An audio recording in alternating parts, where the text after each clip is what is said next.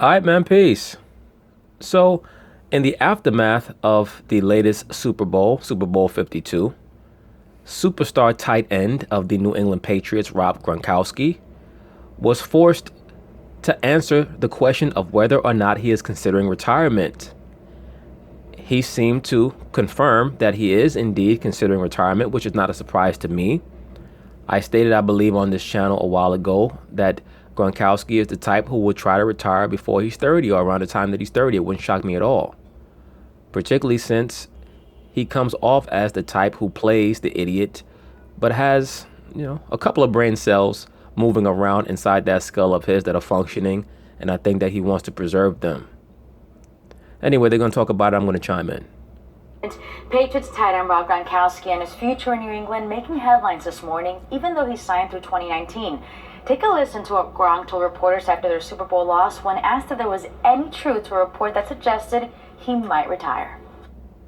I'm definitely going to look at my future, for sure. I'm going to sit down the next couple of weeks and see where I'm at. I myself think that Gronkowski is considering retirement or is going to give credence to the notion that he may retire because he thinks that he's been underpaid and undervalued by the Patriots for a long time. I think that Rob has a very good business foundation, whether it is through his family or his agent, and they're letting him understand that Bill Belichick is someone who is not your friend, but to Belichick's credit, he does not try to act like he's their friend and then come with a hardline business acumen on the back end.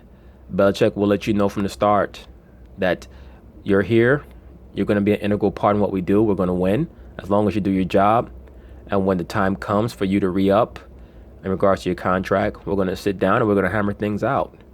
And if you're emotional, you're not going to like what occurs. So I think that Gronkowski is taking the same stance. And good for him, because he certainly has options.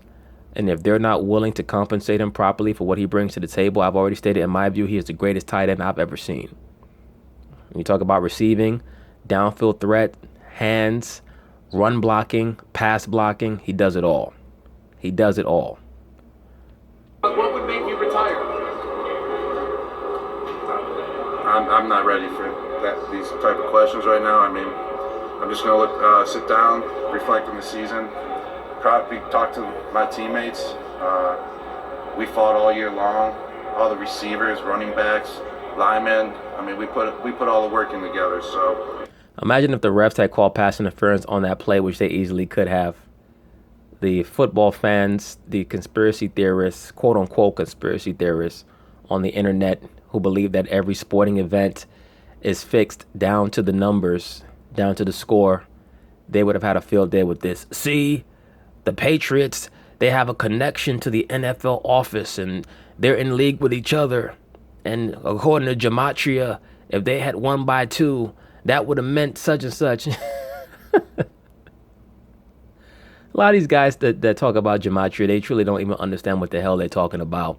Don't get me wrong, numerology is an essential part of this Babylonian society that we live in. But the people who believe that every event, particularly sporting events, are contrived and coordinated down to the number in every situation, don't truly understand how that system works. But anyway. I'm just going to reflect on the season, proud of the boys, and just see what happens. A big story has also been Gronk's health in recent years. Multiple knee and back injuries plus the nagging forearm injury has hampered his ability to stay on the field. This season, he was bothered by a thigh injury and, of course, the concussion he suffered in the AFC Championship game. Now, let's get it back to First Take. Gronk isn't ruling anything out. What do you make of this retirement talk? Well, I think Gronk is serious. I think more so than ever before, players are in tune to their football mortality. I agree, and they're also in tune to the fact that there is a long life after football. And I think that many of them understand that it's, quite frankly, not healthy, particularly for positions like tight end, to be playing well into your mid to late 30s. It's not good for your body. Every Sunday, they're forcing their body into a series of car crashes and collisions. And down the line, that's just really not feasible if you intend on having a family. The more information that we get as far as concussions, players taking better care of their finances. Remember, Gronk, he's talked about how he only uses his marketing money. He doesn't even touch his NFL money. Yes, Marshawn Lynch says something along those same lines. And that's truly intelligent. But what you'll find, what they both have in common is what? They're both not married. That's why I tell you brothers all the time, when you decide what you want to do with your life, you go ahead and pursue it and you max it out. And then after everything is situated, then you go and you try to engage in serious relationships. Many of these females will act as a distraction and as a money pit. Look at the Derek Jeter approach. He ran around, did what he had to do for 20 years in Major League Baseball. As soon as he retired, he got married. Gronk has missed an equivalent of 2 years in the National Football League due to injuries. That's a lot of time. Back, forearm, knee. Those things start to accumulate over time. Yes, and his body will start to degenerate, particularly after he gets past 40. A lot of those injuries that he got surgeries for, that he's playing through and getting shot up for during games, it's going to show after 40 when he's barely able to walk. So he should get out as early as possible. And Gronk suffered that concussion in the AFC Championship game. When you're in the position that Gronk is in, you start thinking about all these type of things. Can you get yourself up to do it all over again the next season? And then on top of that, he's 6'7", 265, 270. So most of the players that try to tackle him are intimidated by his size and strength. They're going to torpedo themselves at his knees, at his lower joints, his hips, his thighs. He can get a broken femur. He can get another debilitating, gruesome knee injury like he got, I believe it was in Cleveland. He certainly has to weigh his options. As you get older, it gets harder and harder. I went through the same thing. I tore my Achilles in the playoffs my last year. Went to the off season, and I just said, And all I could do was eat ice cream with Miss Purdy. All I could do all off season, eat ice cream with Miss Purdy. I couldn't turn into Buddy Love. You know what? It's just I can't get myself to do it anymore. It becomes too much. And I think Gronk is in that position now where he's starting to really think about it. We all have this perception of Gronk. He's a fun-loving dude, likes to party, make all these jokes. Yes, I think that image is definitely part of who he is, but I think that he accentuates that image of himself so that he can be viewed as a commodity by corporate sponsors so that he can sell products. I definitely think that there's a method to his madness in regards to his party guy image. Fortunately for him, he's a young Caucasian man, so he could do that. A young black male professional athlete cannot act as crazy as Gronk acts and expect to get endorsements. But at the end of the day, Gronk is just like any other human being, any other football player, where you have to start thinking about life after football. I think you're right, but I also think that this is something that's relatively new. I don't think that this has been something that's been on his mind for the last year, even 2 years. So I think that concussion, with all the injuries that he's had, I think the concussion really, really messed with him. Well, the concussion may be messing with him, but I think that him feeling like he's been underpaid by the Patriots is messing with him even more. And he should feel underpaid. Because outside of Brady and maybe Aaron Rodgers and Drew Brees possibly, he's the most valuable player in the NFL. I mean, what he brings to the Patriots, there are very few players in the NFL who bring the impact to their team or to their unit like Gronkowski does. I mean, outside of Shannon Sharp, Antonio Gates, and another cat who played back in the early to mid-90s named Ben Coates, there's not a tight end in the NFL who can receive on his level, as well as Tony Gonzalez. Let me not forget him. But when you combine Gronk's run and pass blocking with all that, to me, he's the best tight end I've ever seen. Now, I didn't see Kellen Winslow play live. I didn't see John Mackey play live. I didn't see those guys. But I did see a lot of other great pass-catching tight ends, like Ben Coates, like Jay Novacek, Brent Jones, Mark Bavaro. Those guys were great players. Of course, Shannon Sharp, who we know for talking shit in the morning with Skip Bayless, but when he played was a phenomenal tight end. But to me, personally, all those guys pale in comparison to Gronkowski. to be woozy, to not have your equilibrium available to you, to not have all your bearings under you per se. I definitely think that resonated, because what I saw from him in the AFC Championship game, I didn't see that yesterday, but he got hit one time yesterday. He didn't seem like himself for a little bit. He seemed a little bit woozy at one point. They only had one catch for 9 yards in the first half. I think in the second half, what was it, about 8 catches for 107 yards, if I remember correctly. So you got that going on. 2 of those touchdown catches was against Darby. 6 different defenders were going up against him. Well, nobody can guard him. That's already been proven over time. I've never seen a player who could guard him effectively.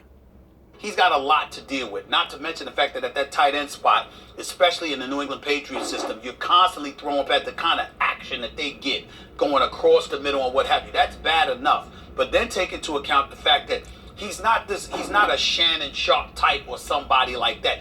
Not necessarily short, but not that tall and stocky and all that stuff. Right. Gronkowski is 6'7". So you got to remember that folks customarily are going to hit him low. Agreed. I've already stated that, Stephen A. It's the best point you've made thus far.